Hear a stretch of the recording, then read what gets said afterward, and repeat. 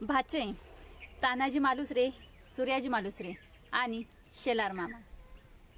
हे शेलार मामा या पराक्रमी योद्ध्यांचेच मामा नव्हते, तर अवघ्या स्वराज्याचे मामा होते। या तीन मामा भाच्यांनी 1670ला मुघलांच्या ताब्यात असलेला कोंढाणा किल्ला काबीज केला। हा लढा लढत असताना तानाजी मालुसरे धारातीर्थी पडले। आपल्या तळहाताच्या फोडाप्रमाणे सांभाळलेला ताना खाली पडला हे पाहून उदयभानाप्रती शेलार मामांची तळपायाची आग मस्तकी गेली। एक सेकंदाचाही विलंब न करता शेलार मामांनी झेप घेतली आणि उदयभानाच्या छाताडावर बसून उदयभानाचं नरड फोडलं। राजांना कळालं कोंढाणा किल्ला काबीज झाला, पण तानाजी आपल्यातून गेला। तानाजी मालुसरे यांच्या सन्मानार्थी राजे उद्गारले, गड आला पण माझा सिंह गेला। तेव्हापासून राजांनी कोंढाणा गडाचे नाव सिंहगड असे केले। आपल्या भाच्याच्या विरात शेलार मामा त्यांच्या मूळ गावी कुडपण येथे दुःखात राहू लागले।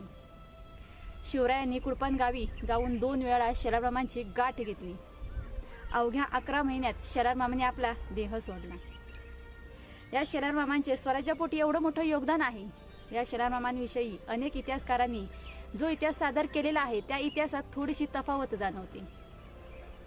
या शेलार मामांचा खरा इतिहास काय आहे, या शेलार मामांचे पराक्रम काय आहेत, या शेलार मामांचं स्वराज्याप्रती काय योगदान आहे, या शेलार मामांचं मूळ जन्मगाव कुठे आहे, त्याचबरोबर शेलार मामांची खरी समाधी कुठे आहे, या सर्व गोष्टी त्यांच्या वंशजांमार्फत जाणून घेऊन तो व्हिडिओ लवकरच आपण संपूर्ण महाराष्ट्राच्या जनतेसमोर घेऊन येण्याचा प्रयत्न केलेला आहे।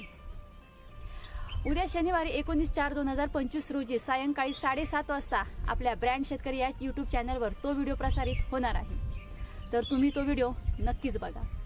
खरा इतिहास काय आहे तो तुम्ही जाणून घ्या।